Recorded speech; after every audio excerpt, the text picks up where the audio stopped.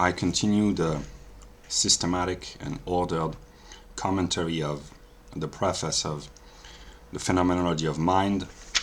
Here's the edition that I comment. I'm not sure that the translation is adequate. If you speak German, I recommend that you should read the German version, but that should be okay, because in my view, the language is not as important in the Phenomenology as it is in the Wissenschaft der Logik. So, yeah. And hopefully I will succeed in commenting to the end of the first 3 pages of this edition. I will put in the description below the structure of the video, the order of the ideas with the chronological links, so that you can have a broad view of the content of the video without having to watch the entire video if you think it's too boring. And I made a playlist on this channel titled Exegesis of the Phenomenology of Spirit. I recommend that you should watch if you are interested in the content. And yeah, so I continue where I stopped in the previous video. I do not comment every word, but here you can look at what my my edition looks like. I underlined 2/3 of the book, basically. So I do not comment every word, but most of them. It says, where could the inmost truth of a philosophical work be found better expressed than in its purposes and results? And to compare their distinction from what is produced during the same period by others working in the same field. What Hegel means is that, like he said previously, what is important is not necessarily the end goal of a book. What is the purpose of a book? What is a book, and especially a philosophical book, aiming at? What does the author wants to prove or to demonstrate, or to what kind of questions does he want to bring forth? And what is the relationship between this book or that book with the other books of the same period, the same era, which deals with the same topic? Hegel says that's not the most important. It is important, and if one wants to understand the phenomenology of spirit or mind in its historical perspective, one has to be aware of the major books which were published in the 20 or 25 years prior to the publication, namely Kant's works, the 3 critiques, the works of the young Schelling, the system of Fichte, and this is the genesis of German idealism. And one cannot understand Hegel in a historical perspective without understanding the predecessors of Hegel in its immediate history. So yeah. Then he says a little later, for the real subject matter is not exhausted in its purpose. So it's not the goal, the end goal, the final target, which is important, but in working the matter out. Nor is the mere result attained the concrete whole itself, but the result along with the process of arriving at it. So, to speak in a poetic way, one could say that if you are traveling, the purpose for Hegel is not to reach your destination. What is important is the journey. It's the travel. It's all the trials and tribulations and the problems and the joys that you encounter on your path. It's journeying, it's traveling, it's going on an adventure, one could say, a dangerous adventure. But that's why, from a Hegelian perspective, if you live in New York and you want to go to Los Angeles, taking the plane is not the Hegelian decision to make. Maybe the plane could crash, that would be a Hegelian moment, I guess. But the Hegelian decision to make would be to go on a road trip, walking or going on a motorcycle, or doing, I don't know how you call it in English, when you step on the side of the road and you ask a passerby in a car to take you in, and to go on an adventure. That's Hegel's philosophy. The end goal is Los Angeles, but what is important is the journey. It's the process. That's what I could illustrate. Later, it says, similarly, the distinctive difference of anything is rather the boundary, the limit of the subject.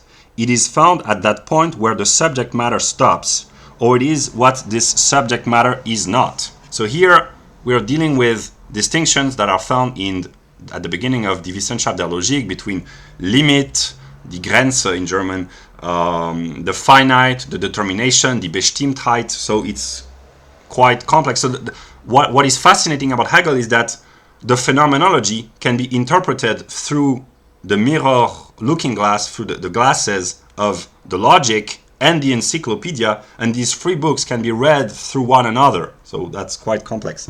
And what Hegel means here is that a thing is what it is through its limit. A boundary, a limit, is what gives being to a thing. A thing is what it is because it is limited. But at the same time, the not being, the not self, the other of the thing, is part of the thing itself, because the limit is and is not a limit. That's Hegel's logic here. But the idea is that something ceases to be what it is when it reaches its limit. And to illustrate, when you're confronted by a problem in your everyday life, by a demand at work, or a cognitive problem in school, or whatever, sometimes you reach your limit. You are confronted by a situation and you say, that's simply too difficult. I can't succeed. I am limited. I am not intelligent enough. I am too tired. There are many reasons, but you reach your limit, and someone else has to solve the problem, or the problem is unfixable. But yeah, and to illustrate with modern examples from the Western political life, the difference between the alt-right and the alt-right. The limit between the two, to simplify, is the ethnic question. The alt-right is a conservative response against the dominance of the left, but it's a sort of conservatism which includes within itself people of all ethnicities and all origins, if they incorporate within their mindset a certain set of values, conservative values, even reactionary values, traditionalist values. But the ethnic question is the limit of the alt-right, or I'm talking about the American political life, but it's true in every Western country. The limit between the acceptable conservatism and the not acceptable conservatism is the question of ethnicity. And when ethnicity comes into question, when people say you can only join us if you are white or native European, whatever, this is the limit. This is where one ideology ceases to be what it is and becomes another ideology. This is the line of demarcation, the line of distinction.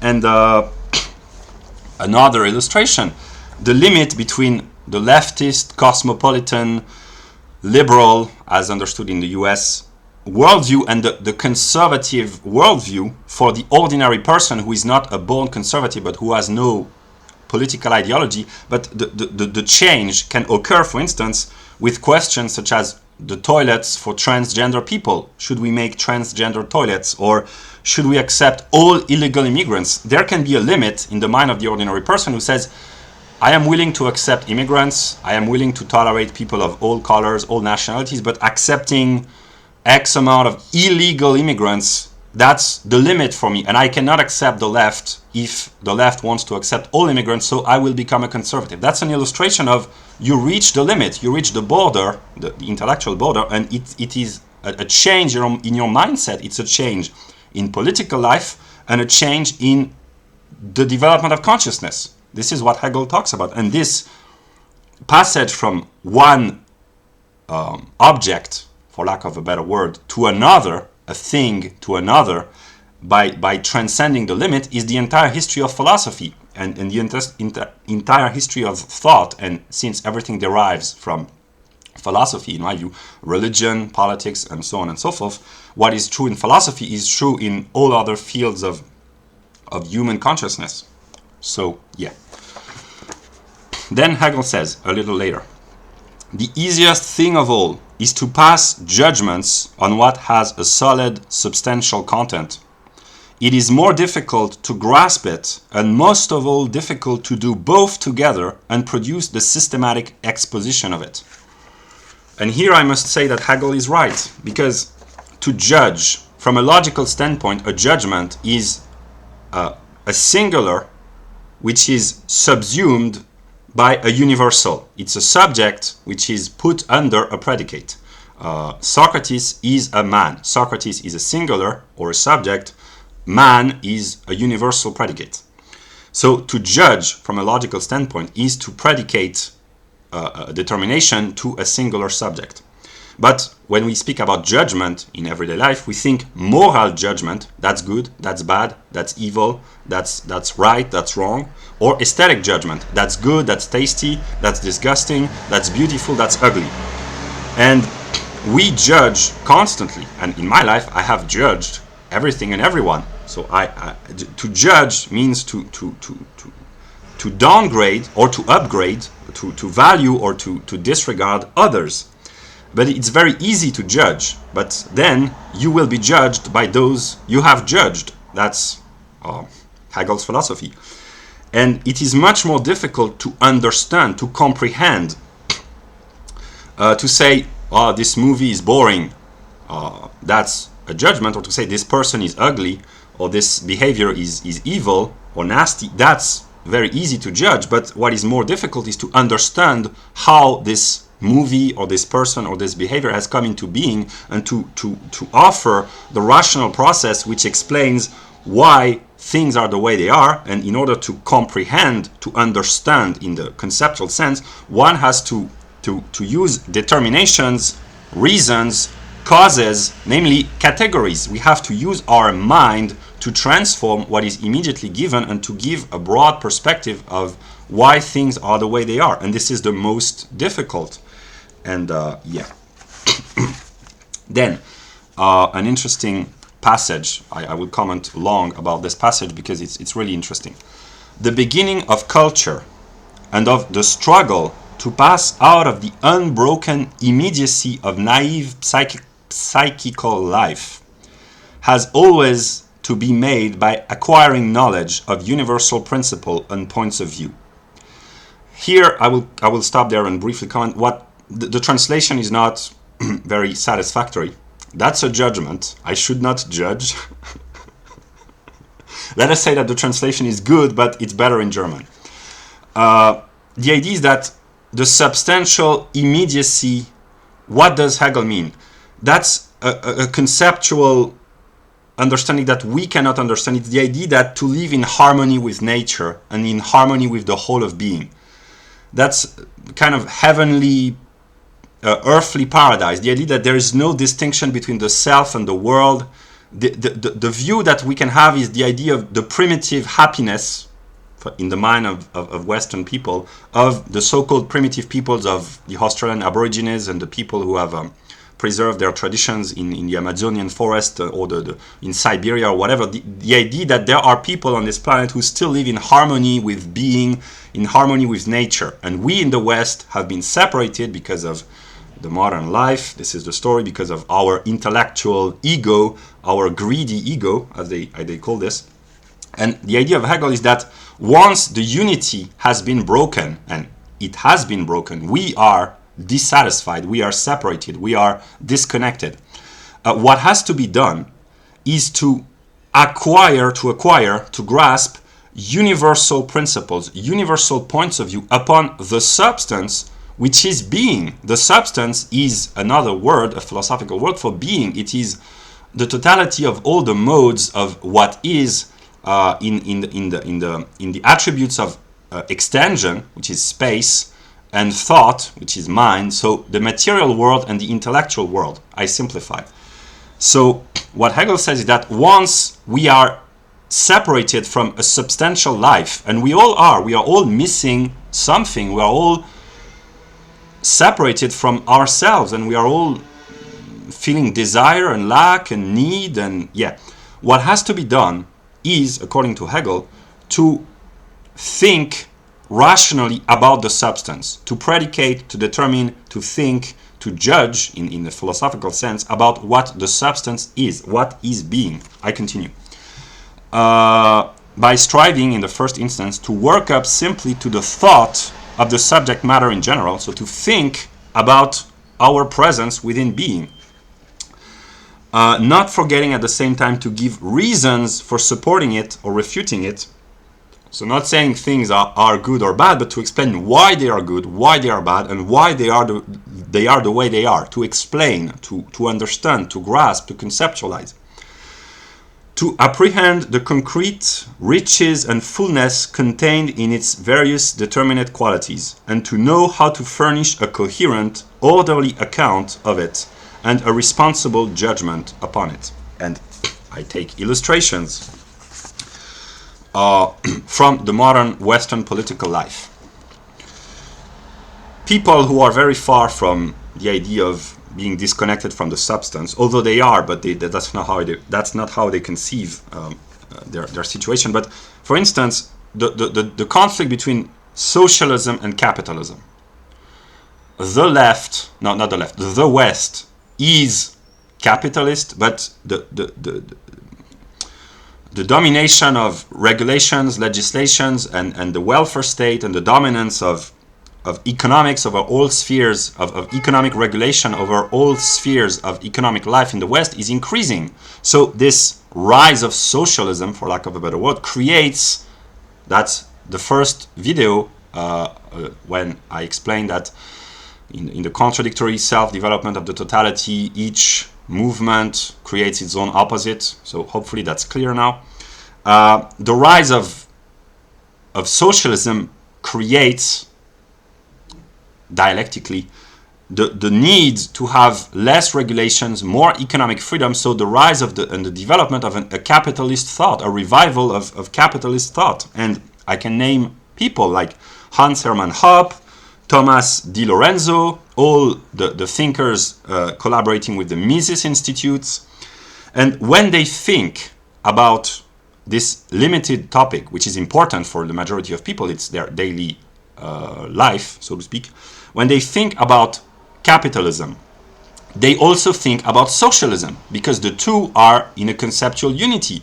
And Hans Hermann Hoppe wrote a theory of capitalism and socialism, and a society is capitalist to the extent that it is not socialist, and reciprocally. So when you think about economics, even if you adopt a one-sided point of view, even if you are interested in libertarianism, if you understand one aspect, you have to understand the other aspect as well.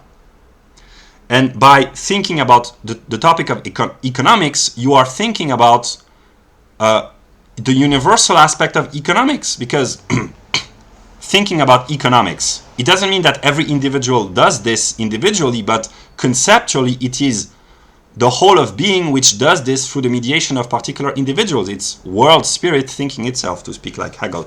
If you think about economics, you can think about the amount of taxes and regulation in the second decade of 21st century America. That's a very limited topic, but economics is universal. It's how man should acquire resources in a finite and limited environment, how to secure a limited amount of resources. So economics is universal. There is an economic theory of the life of primitive tribes living in the Amazonian forest. They have an economic behavior, an economic relationship to life, because as human beings we are finite creatures, we have desires and needs, and in order to sustain ourselves we need economic resources.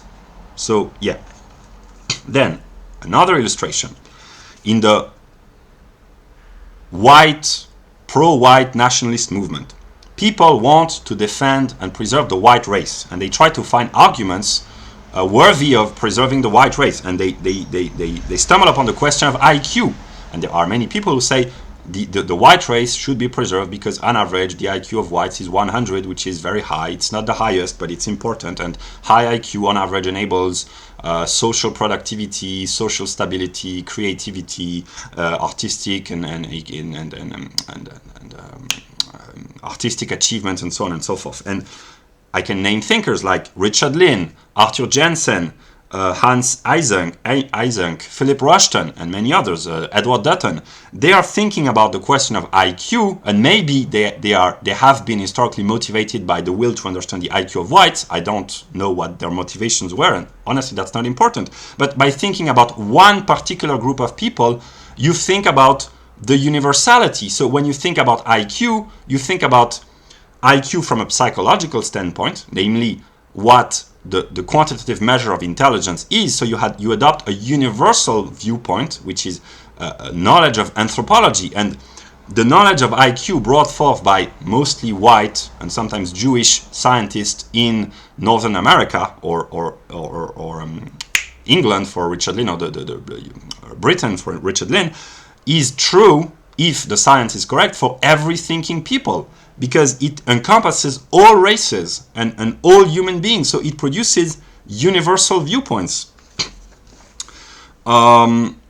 About physics, that's even more obvious. When you study one aspect of the physical world, it is in physical connection, because of the laws of gravity and electromagnetism, with the entire universe. So you can limit yourself to the study of one aspect of physics, but eventually studying a part of the world from a physical standpoint brings about the necessity to study the entire physical universe. So optics, ballistics, mechanics, and astrophysics, are connected. If you start thinking about how a weight falling, how does it fall? It is attracted by gravitation, the speed at which it falls, etc. You end up thinking about black holes and the Big Bang and dark matter and dark energy. So because the physical universe is one. So whatever the particular aspect you look at, if you are coherent and consistent, you must necessarily think about the entire physical universe. So yeah. And then another example, which is the question of race. Those who want to save the white race, to preserve the white race, they study whites from a racial point of view. But the white race only exists in relation to non-whites. That's a quantitative and qualitative difference. That's a difference of measure, because what differentiates a white from a non-white is a certain quantity of determinate genes, which are structures, very complex structures of chemical atoms, chemical structures. So by studying the white race, one studies all races. And that produces universal viewpoints upon mankind in general. And by studying the white race, one studies biological evolution and Darwinism. And Darwinism, from the perspective of realism and historical chronological development, is true not only for humans of all ethnicities, but for all living things. So that's what Hegel says when he says that the trick of reason, the cunning of reason, these individual scientists might be motivated by a will to preserve their own ethnic group, but by this selfish motivation produces universal viewpoints, and the knowledge produced by the kind of people that I have listed can be used by people of all origins, all colors, of all ethnicities, of all backgrounds, because science is universal. So that's what Hegel means. And these are just examples, but we, as thinking consciousnesses, we are constantly producing universal knowledge about the substance, which is ourselves. We are the thinking aspect of the substance. So we are producing self-knowledge. This is what I call the encyclopedia. We are a self-moving encyclopedia. So, yeah.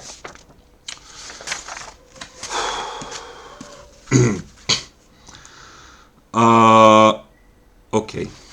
Then he says, the systematic development of truth in scientific form can alone be the true shape in which truth exists.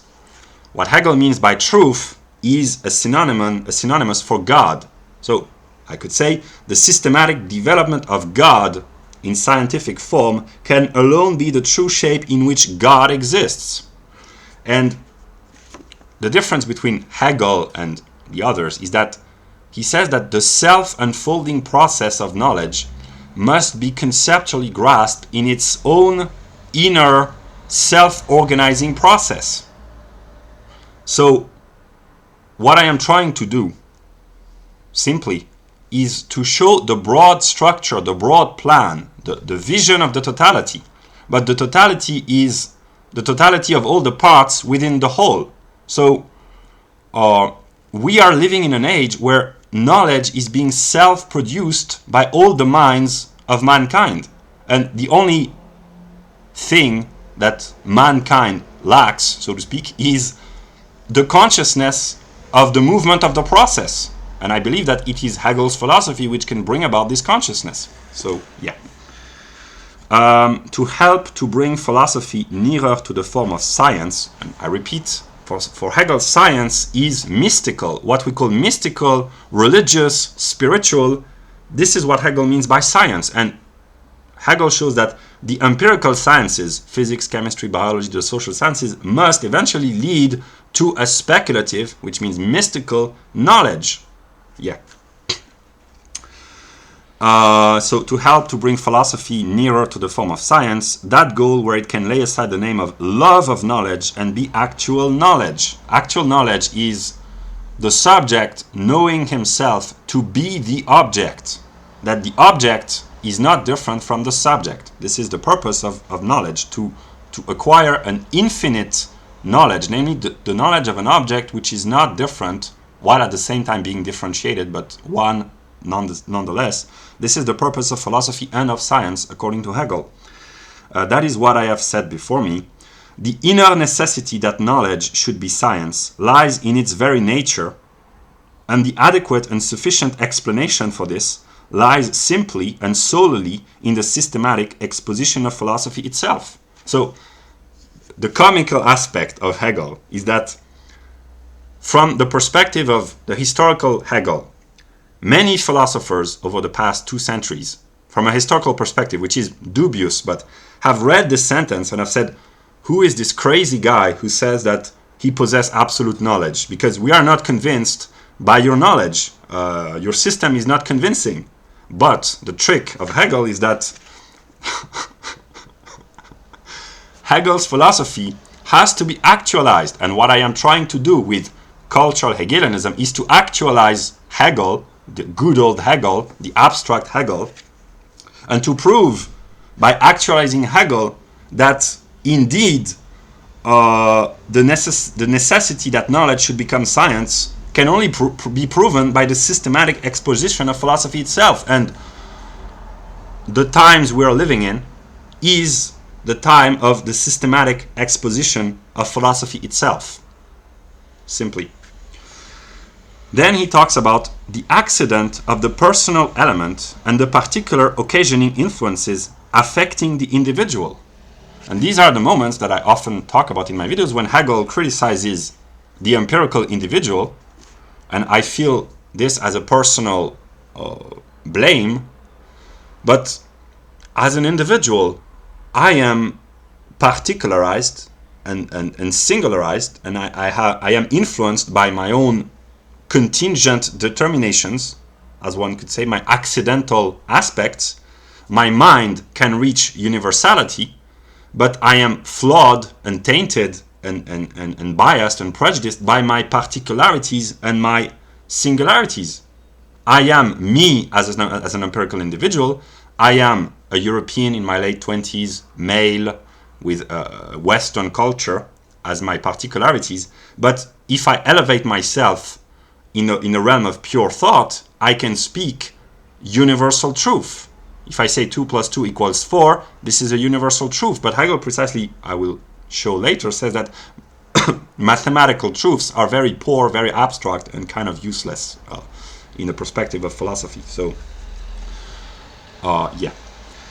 To show that the time process does raise philosophy to the level of scientific system would, therefore, be the only true justification of the attempts which aim at proving that philosophy must assume this character, because the temporal process would thus bring out and lay bare the necessity of it, nay, more, would at the same time be carrying out that very aim itself. What is called the apocalypse in the Christian religion is the achievement of the system of science, because it is the revelation.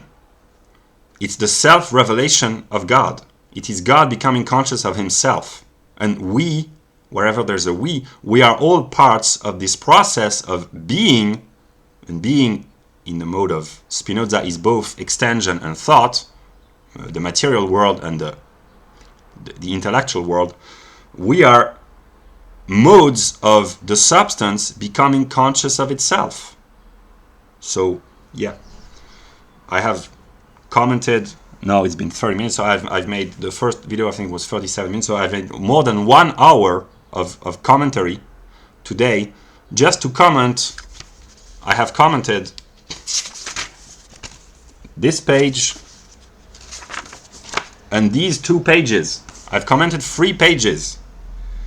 And yeah, I will stop there for now, and I will continue later.